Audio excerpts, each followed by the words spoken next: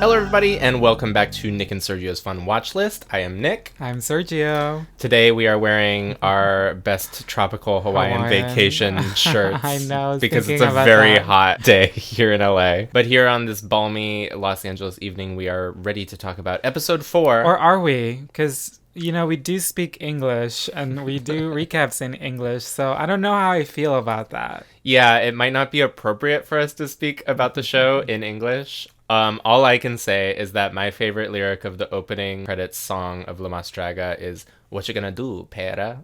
which plays at the beginning of every single episode, and that's all I have to say about the English controversy. This did arise in between us recording. The salseo from last week's episode became quite controversial because the producers were chastising the performers for using terms like drag queen instead of draga. They were criticized for saying lip sync instead of reto de doblaje. I was sort of surprised that they included the clip in the salseo. I'm very surprised they included the video as well, because last season they had Isa and Kata, you know? So it was like... Yeah.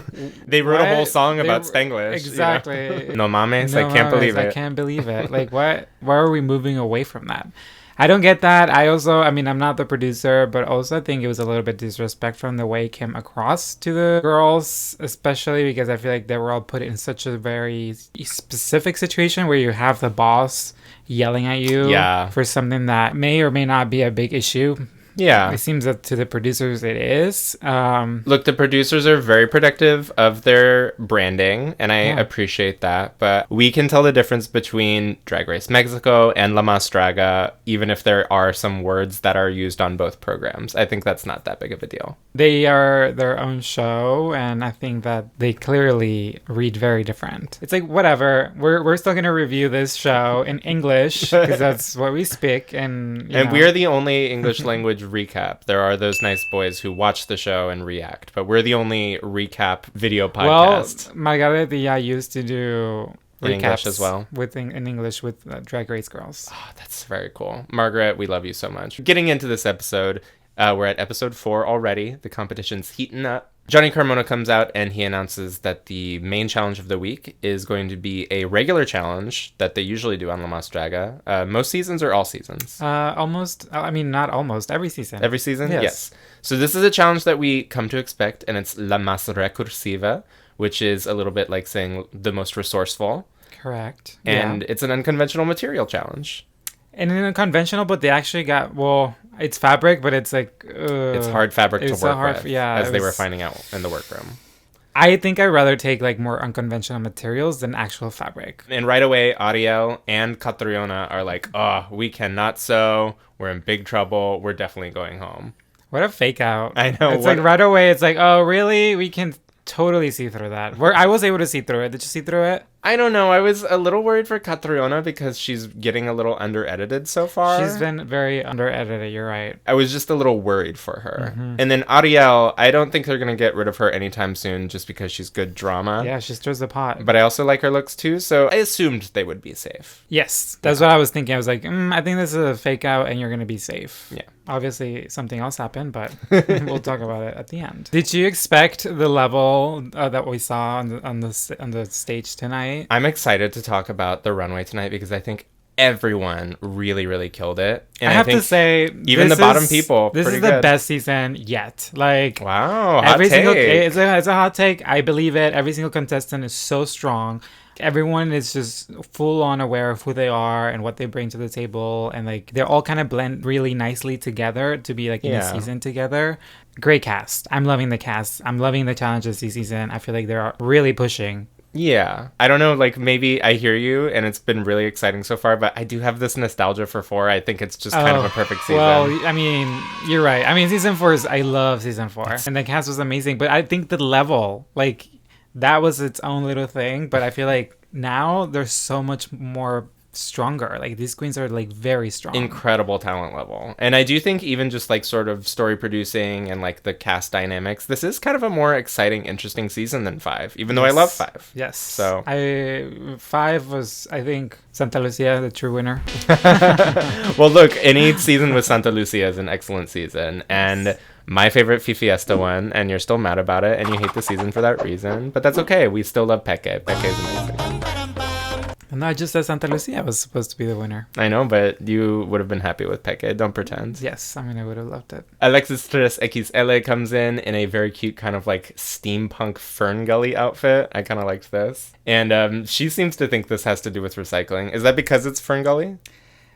I don't know. Do you know Fern Gully? No. With the man, and Oh, he shrinks and down, then he shrinks down, and then it's and Avatar. then- yes. I know that movie. Honestly, she looks great though. She looks fantastic. Look, Alexis, she's been killing it with all of these looks that she's judging I mean, the girls she's just in. proving why she's the winner of season 2. Which is a great season 2. Is it one of those things where the even-numbered seasons are the really exciting seasons? For 2, whatever 4, reason? 6, yeah. Those are kind of my favorite seasons. Those are my favorite seasons as well. Everyone is forced to pair off into pairs. But Also, they keep one telling trio. them, like, pair before we tell you what's going to happen. Like, further production is better because it's like, oh, you don't know what's going to happen. Like, in the previous episode, it's like you're going to fight between the 3 of you to get a lipstick. Yeah, in the previous one, the teams were adversaries. Yes. And in this one, they're all working together. And Not they're all just for the working mini together this challenge, time, for yeah. the main challenge. But they didn't know that. So they're just, like, paired up with... Because if you look at it, they're all kind of just paired up with the person next to them. Yeah. So it's not like they were seeking out for somebody. If I knew what the challenge is, I would choose my team very differently. So that is interesting. But I feel like overall the teams made sense. The Did you teams think did that? end up being pretty cohesive. I think people went with similar personality types, and then Yes. kind of the styling just met in between. Everyone gets into their pairs and the one trio, and they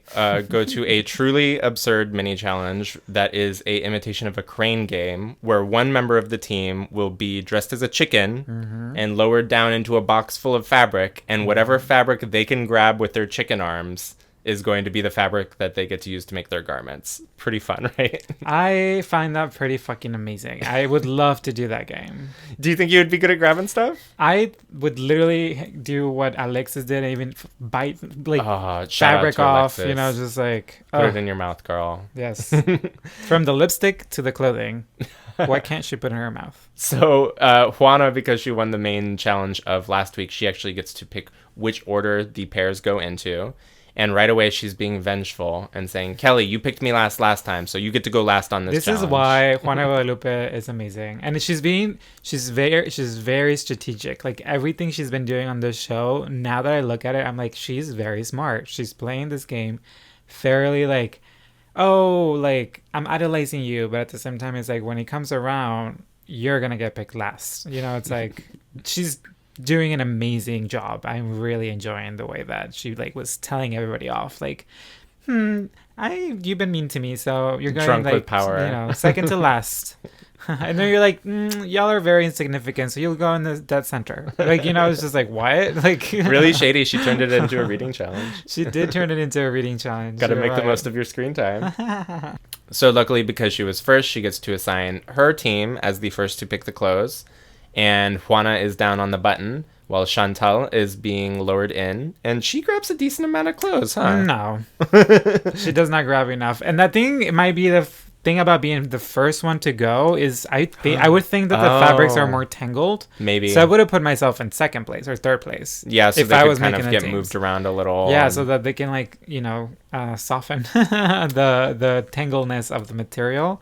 Because I feel like that's what the issue they had. Like she was really trying to grab onto it, but it was like so tangled that it kept being pulled down. Yeah, and it's pretty tricky because they ended up with only a few colors, and I think that's the really hard part. So the next team is Electra and Alexis, and as you mentioned, Alexis is not going to let any of this She's fabric not gonna go. let any of the fabric go, and she did such an incredible. I think She got the most. She must they're have. the team that got the most fabric next to the team of 3, but that was 3, so they had to really fight for their life. The trio is the next team to go. It's Arias, Ariel, and Catriona, and they get a pretty decent amount. To get up, I mean, Ariel came dangling through all over and this she bird was girl. like, yeah, they are the second team that got the most fabric out of everyone. So good for them. Would you have Because there's sent? still 3, like, you know. Who of these three would you have sent? Obviously, it worked out for them because I would have sent Ariel. because she's buff. Yes. She's kind of a gym boy. Like she's like a gym boy, so she's gonna grab onto it, everything, like the heaviness way, or like, you know, it's like it's about who can lift more, basically. Sure. My only thought would be Arias is kind of lanky, so maybe she can like wrap around more. Yeah, you're So, right. but it worked out for But it them. I worked shouldn't be out. nitpicking. And our final, not our final. Nitpicking, we'll call it that. from now on. Oh no, it's a new segment. Next up, we have Purga and La Kailis. Oh, this poor is babies. so sad. Oh my god. They got like, what, 3 fabrics? She grabbed so few pieces. Luckily, it's Purga, and she makes a hilarious joke. We're chicas de playa, and we're just going to wear thongs and bikinis, and we're going to look great. That was a great joke, and that's the way to look at it. But yeah, it was really tragic. And obviously, we are fully Team Purga over here, so this was heartbreaking to see her set up for not really success. Oh. And La Kailis, too. We love La Kailis. Yeah, mother and daughter. Mother and daughter. So they were drag mother and daughter before the show? Before the show. See, I didn't even know that. That's why they're shocking. And our final group is another pair. It's Kelly and Dimitra. Dimitra is getting lowered in, and she kind of grabs a medium amount. I would say this was the medium amountest of clothes that were grabbed. Yeah. Not too many, yes. I feel like overall, they were a big part of this episode, but I want to forget about them. I don't know why. As far as their contribution to the runway or what happens in the workroom. What happens next. in the workroom, yeah. There is a brief little montage of people starting to put their outfits together, as we usually get with these unconventional materials challenges. We see them working with the garments and the fabrics, and it's very hard fabric to work with, but we get to see a little bit of their craft, and that's always nice. That all comes to an end when we're in the workroom. People are putting on their makeup, and Kelly has a few things to say. A few things. I don't it even was know where just it so starts. amazing that everybody just kept like looking at everyone confused, like what's happening, and then somebody was like, girl, how do you do all of that without breathing? She was saying the same exact thing in different ways. Literally, she was saying the same thing in different ways. I wish I could say it in more different ways than she did, but no. Yes, and there's some accusations of sabotage. But that's insane because, okay, this is the thing. This is the thing that I'm like, I think Kelly is giving what the producers are asking her, yes. And it's like, oh, girl, they're going to make you not look good from this point on. I'm worried for her. Like, I think they're giving her like a bit of a villain edit. Not the villain edit, but the annoying edit. Sure. Like, to the queens, not to us. Because it's like basically everyone was kind of disregarding what she was saying. And also it doesn't make any sense because, girl, it is true. We've seen it where she's like, oh, we're going to win this. Like, we're so good. We're so amazing. It's like the same way you use your own words to push yourself is the way that other people you have to use their words to push themselves to like win, you know? Especially like after hearing what the actual word was that Elektra said, I was like, girl, come on. I did find the fight to be a little like not something I was interested in. But I was excited because Kelly and Elektra are two of my favorites, and I was like, just keep arguing like this. They're gonna keep you around. You'll be there for the whole season. As long as they're arguing, they're safe, and that makes me happy. Yeah, I think Kelly will be here for a little longer. Yes. And this kind of all comes to a close with like a very sincere Dimitra just like crying. Honestly, like this is too much. Like everyone stop fighting. Mom and Dad stop fighting. It was very that. This whole workroom episode today was just insane. It was very chaotic. Especially with that, I was like, that makes no sense. A lot of emotional chaos.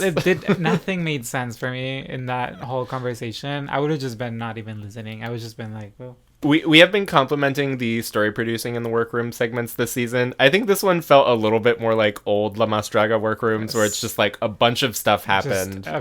Yes. Getting into the runways, a very exciting runway. I'm glad we're here. First of all, Marisol comes out as always. She introduces our fabulous panel of judges. We go over to Raquel Martinez first, and she looks very cute in this like denim and leather patchwork thing. There's some like suit tailoring in it too. I really liked it. Yeah, no, she looks amazing, especially when she stands up, and I'm like, yes, I love that she took the time to stand up, show it off, like, hey, let's see this whole outfit. And then we go over to Yari Mejia, who I'm not sure if she can stand up in this, which is also drag, and I also love, but it's just like a full sleepover, like kind of K-pop fantasy. It's very cute. I think this is very Yari Mejia. I feel like season 2.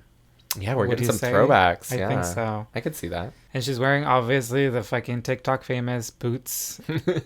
What were the boots? I had noticed they're meant to be like an anime style, like, you know, very like cartoon. Like Astro Boy. Yeah, Astro Boy cartoonish. Okay. They were cool. I would wear them. Do you not like them? They're just... No, I don't. I'm gonna wear them, and you're gonna enjoy it. Okay. At least you'll do a little bit of fashion. Oh my god. And then we go over to Leital, who's continuing to do the most this season, and she is a big flower lady. Has she done a flower before? Has she been a sunflower? Like, when you said that, I was like, I had an image of her being a sunflower also. Like the Teletubby? Oh, wait, no, that's the sun. Yeah, like the sun person. Actually, Leital, if you're looking for a look next season, you could do the sun from Teletubbies. That would be really good. Mi amor, ¿cómo estás? Qué hermosa te ves. And then we go over to our guest judge of the week. It's an entertainer, a producer, an actor. He's got a lot of credits. I didn't know anything about him, but his name is Feisty, and I will say I really enjoyed his critiques. I liked his voice. I liked his attitude. He was very constructive, but also very critical and taking it seriously. I agree. I'm also very like, Yeah, it's... coming from Belinda, coming from this other... Actually, just Belinda. It's not like Drag Race Season 9 was like, okay, Lady Gaga first week, Beyonce second week, Madonna third week. It's like, you've got to have your big stars and then some just like cool, funny people. I know. And I think Feisty is a cool, funny person. You're right. Okay, fine. I changed my mind. You love him now. I adore him. Our first duo comes out, and it's Juana Guadalupe and Chantel. And they're telling a little bit of a Pinocchio story, aren't they? Did you get it at first? No. I did not. I swear I did not understand it until the critiques, and they said it's Pinocchio and Geppetto, and I was like, what the hell, what? Look, like, it just... When I saw the initial sprinkling of fairy dust, I was like, okay, yeah, maybe Pinocchio. And then, like, when I look at this weird kind of diaper that Chantel is wearing, which is the only part of the outfit I don't really like, I'm like, okay, that makes more sense if it's like a puppet, sure. But overall, I thought this was strong. I want to see the resemblance. I want to. Yeah. I think I looking at it again, I don't see the resemblance as much, but... There's no but, actually. Look, they were in a position where they had certain fabrics they could work with. They only had a few pieces, and I think they used them in smart ways. Yeah, but like the finishes on especially Juana Guadalupe's like top, the way it was like not cinched correctly, like it's not sewn entirely. And her arm pieces I didn't love, especially because I did love Chantel's arm pieces. And Chantel's outfit is very well constructed and structured. So I'm like, what was happening? Did they focus too much on one outfit and then not the other? I don't know. They might have done that. If this would have been like individual, Juana could have been in the bottom. I could have seen that as well. Yeah. Yes. Did we like the story?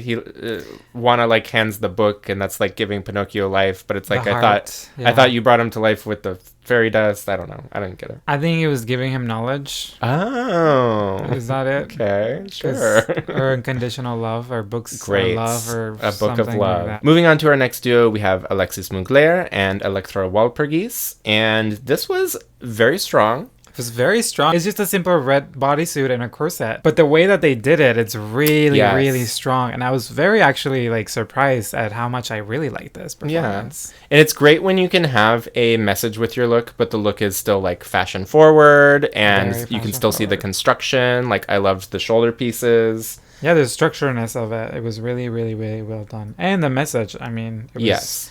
And Electra opened up a little bit on the runway during the critiques about her struggles with being considered too skinny and being shamed for her body. And I think that's where this message came from, with Alexis obviously being shamed for being heavier. One little detail that I liked was the detailing on Electra's corset was like bones, like skinny bones. And then on Alexis's, it looked like maybe it was intestines, like, oh, like your guts, you know? So it was like a sort of simple, fashionable way to show like the opposite sides of the struggle. And the color palette overall, I think really, really, really well done. Really smart. Really smart too. Also, Electra looks amazing. Her makeup, and also Alexis, just like her whole persona, like the way she's like every time accepting like critiques, like she just makes the most interesting wiggling body. around, smiling, mugging, goofing. Oh, I love So that. funny. I love that so much. What I especially love about it, because Electra was being so sincere on the runway, was that she was able to go into that clown persona and then very seriously appreciate the serious moment, wipe a tear away, and then, oh, you're talking to Alexis again. Oh, I'm going to be silly. I'm going to be campy. I'm going to be fun. I love that she can do both. Yes, I love both of them now. Yeah, great presentation, both of y'all. Next up, we get our trio, Ariel, Aries, and Catriona, and wow. I'll say it 3 times. They devoured the fucking runway. It just wasn't even close. And look, all of these looks were really great, but this was just on a different They level. were on a whole nother level. It was so well done, so well executed. The presentation on the stage, also they all look very different, but at the same time there was a cohesiveness between all of them. I also did not get the story like the judges said, and that they were like the high class And Yeah, I didn't get that. I was just feeling like, oh, it's a Madonna MTV VMA Vogue performance, but like queer. Also, I have a and question. More colorful. How much of this do we owe to Aries that they all look like this? Because we've seen some of the other girls' outfits. Look, I think Aries brought a lot to this, and I think if only one person was gonna win, I think the girls would have maybe said like a lot of the design was there. That's me projecting. I'm just going off the fact that Ariel and Catriona were like, I don't feel comfortable designing clothes. That's why I bring it up, because in the beginning of the episode they're like, I don't know how to sew. It's my time to go. So it's like, are you telling us that potentially Arias was the one that put this together, or Seems like just it. based on that? Seems like based it. on that. I based wasn't on there. the edit. It was based on the edit. Based on the edit. But they all look Regardless, amazing. They all look incredible, and they're all performing amazing on the runway. Yes. So that they did everything was really well executed. Congratulations to the three of them. Absolutely fantastic. Absolutely. This is honestly one of my favorite runway presentations on any season. So especially for La Mar Cursiva, like in any of the other seasons, this devours all of them. Yeah. Like, wow, respect. Our next duo comes to the stage, and it is Dear La Kailis and Dear Purga, and this was interesting, huh? This is where I say this would have been on La Más Draga season 4, 3, or whatever, and it would have been fine. But like, we see these next to these other queens, and you're like, wow, they're just so much more ahead of them. If I saw this at a normal drag pageant, I'd be like, yeah, cute. But this is like kind of the best of the best. They don't look the same. The story was not really well cohesive. It was very funny. Very funny. Like, I think Purga is very smart to get on the mic. Do that every time you have a chance. It was very funny singing back. When she did her singing, it was great. But then her crown fell instantly. Like, how did she that wasn't happen? even moving. She didn't do a hair flip and the crown fell. She was literally singing and wiggling her arms, and the crown like launched off her head. I want to say some nice things. Okay. No, but I'm saying other nice things. Like, I love them. I love them both, but I want to say nice things about the garments, because I do think they mostly missed the one mark. of them was already constructed, and they should just added like fabric at the bottom. Okay, but the rose titties were cute. Yeah, having the green be the mermaid tail, because they're doing a little mermaid thing. That works for me. I like that. Sure. Our final group is going to be Kelly and Dimitra, and we both had a very positive reaction to this, wouldn't you say? I would say so, yeah. Like, I think overall they did really, really good. They managed to look different from everyone else. Yes, they managed to look very different, and also, like, I think they were so close to winning. I think so. But I think their main critique is what held them back. The actual presentation, the story was very fast. When we saw it, I was like, oh, they're already running back. Like, it seemed like there was a rushed runway. And I'm happy to say when the runways go on a little too long. Yes. We've said it in the past. This one was a little too short. I would have liked to see them run around and play lasers for the whole time. It would have been great. I agree. But I feel like overall, solid. And shout out to Kelly's commitment. She's blasting with her laser gun and she's sliding all over the floor. I really liked it. We get a nice round of critiques. Some people talk back. There's some compliments given. It's pretty clear who the tops and bottoms are right away. But my favorite part was when Letal threw the chancla at La Kailis and Purga. She was very unhappy, but she was doing it in a funny way. It was cute. We go right into the más and menos. For Raquel, it's going to be Alexis and Electra in the top, which makes a lot of sense to me. One of my favorites. Yeah, performance-wise, they were strong. And in the bottom, we have La Kailis and Purga. And guess what? I disagree with this. If you want to put them in the bottom for look, okay. But performance. You're right. See, that's what I'm telling you. That's what I'm telling you. Purga killed it, and Kailis was giving full camp with her Ariel singing. I thought it was really Raquel funny. has literally put Kailis in the bottom for since the beginning of the fucking season. She's got a grudge. Yeah, she does. Yeah. If anything, you could have put Dimitra and Kelly in the bottom because their that's actually fair. Performance was not the best. But that's not what happened, because Dimitra and Kelly are put in the top by Yari Mejia. And she's going off of look. I would say they had one of the strongest looks. And then her menos is, unfortunately, Juana Guadalupe and Chantel. They had to pick someone to be in the bottom. Everyone was great, and they just had to pick someone. And it's that Juana Guadalupe outfit, so, that does kind of land her in the bottom with Well, Yari. the expectations are high, right? Yeah. So I think you're right. And then Letal gives her mas. She picked the wonderful trio. I mean, overall, they were fucking amazing. Like, the costuming, the performance, the makeup. I think it's like that, again, like Letal is judging all those three things together, not just one thing. And I think overall, they do deserve to be in the top this week. And then we get a Menos from Letal, and I guess I didn't even realize this was allowed. Yeah, I did not realize this was a repeat. Yeah, the Menos again is Purga and La Kailis, and I think that makes sense. Makeup, yeah, they could have shared some makeup, kind of like what Ariel and Catriona did. But also, it was kind of a situation where it was very hard to find anyone to be in the bottom this week, and even Purga and La Kailis, I liked a lot of things about it, so it's tricky. But they were the messiest. Everyone, yes, they were the ones that kind of were meant to be in the bottom. We reveal the thing we've known basically the whole episode. The trio wins. They all get 5,000 pesos. Oh, wait, and so does, I guess, Ariel and Catriona. And what we didn't know for sure was that the bottom two are going to be a duo, and they will lip sync against each other. And that's very sad because we've known this whole episode that the bottom two is going to be Purga and La Kailis. Literally from the beginning of the episode. And unfortunately, they do have to lip sync against each other, even though they're mother and daughter. Wow, the drama on this program.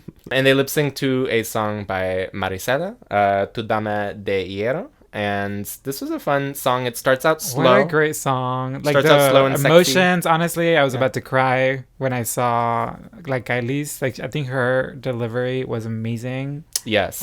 She really captured me and I was feeling the song with her. Yeah, and I was expecting Purga to kind of like blow her out of the water just because she is such a high energy performer. And then I was This is like a ballad. It's a ballad, and I was impressed with like Kailis' sort of acting and her emotion. I thought it was a very strong performance.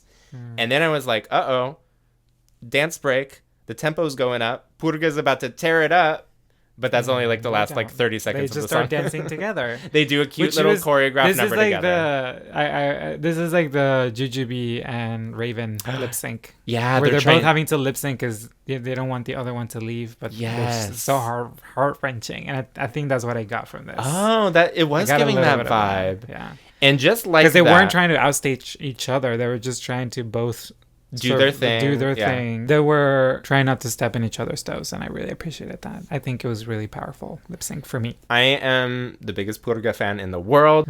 I do think that La Kailis definitely won this. I mean, La Kailis definitely won that by a lot. Like I think she had more levels. The connection with this song was stronger. Yeah, but even though Faisy agrees with us that La Kailis wins the lip sync, we get a big twist. But Weiru, there's one more lipstick. There's another lipstick. Out of nowhere, we get the reveal that La Kailis will get to decide if Purga gets to stay or not. And to me, it was very confusing because I was like, wait, you get to take my place or she gets to stay in her also? Place. No, they clearly said in her place. Wow. And this is what I don't get. I would get it if they had built the storyline of like their daughter, like, mother and daughter, but they don't until the very end. I would have liked a little more of that. I would have liked that at the beginning so that we could be like heart-wrenching, oh my god, this is her mother. Yeah, and it's so rare that you get mother and daughter competing on a drag competition. They could have played that up a little more. They could have, and they did not. And well, they're doing it now in this lip sync. They're doing it now in the lip sync, and they're doing it with this big cliffhanger because we don't know if anybody went home. Oh yeah, someone's going home. Unless they pulled it because we already had 2 girls go home. That's why I was confused if it was like, are you going in my place or not? Like, I was like, oh, they have room to just keep one girl. But no, they would not let one of the girls choose if she wants the other one to stay or not. Why not? Without her. No, because obviously she's going to say yes. And they both get to stay. Like, that makes no sense. It's like, no, bitch, you can let her take your spot. And I think that's what they're trying to go for. It's like, are you going to let your daughter stay instead of you? It ends very abruptly right as Purga is about to give her answer. It's very Sopranos. But I feel like the fact that we saw Purga give the first message at the end means that she's going to tell like Kailis not to pick her to stay. Like, meaning like she's going to tell like Kailis to stay. I think you're right. I do think that this is probably leading to Purga's exit. Yeah. We'll miss you if you're gone. God, if she's gone, I will be sad. But it's also fine. We've got a lot of big personalities this season. We'll survive without Purga. Yeah. It will just be a sadder world. We'll miss you for sure. So that's kind of our recap for the episode. And because we promised, we haven't done any reading of viewer comments this whole season. We're going to read a couple right now, just at random. Okay. First off, we have a comment from Gus Mapikazo. They comment, I love the recap. Please don't stop doing them. We won't. Even if the producers want us to stop, we won't stop making the videos. We won't stop. You are always very accurate in how you analyze the show. I love that. Oh, and I love that you think we're accurate because I'm worried that we're not. Sometimes. I think we're non-biased. Well, we are non-biased because we don't live in Mexico. So we are very non-biased, yeah. And Gus also says that we are a comfort place for them. So that's very sweet. We get a comment from Yitzda. I hope I'm pronouncing your name right. They say, "Oh my god, yes, I'm early." Love an early comment. Helps with our engagement. Your reviews are the ones I look forward to the most. I hope you watched El Salseo for this episode. I would like to hear your opinion about the producer's anti-English rant against the queens. Yeah, we can't mention it. Yeah, we've talked about it a little bit, but we really appreciate you bringing this up. We might not have known to talk about it if you had not mentioned. Actually, I had watched it. I had watched it already before you. Just sort of in the general drag drama subreddits, people were talking about this in a non-La Mas Draga forum. So I think this was kind of a like breakthrough moment for the show in a weird way. I think people who don't know about La Mas Draga saw this clip. And one final comment, very simple, from Manuel Gomez. Saludos desde Mexico. And a little heart. Love a little heart. Saludos. We're sending a heart back to you in Mexico. From LA. Yeah, from LA. We love hearing where people are watching from. I know we had some viewers in South America. We have viewers all over the world. Please tell us where you're watching from. I hope that you come back and watch with us next week. Yeah, because we'll continue recapping. We'll figure it out who goes home next week. We'll find out. We still don't know. I'm not going to be able to sleep tonight. Or all week. Or all week, yeah. Thank you so much. Please join us next week. We love you so much. Bye. Bye.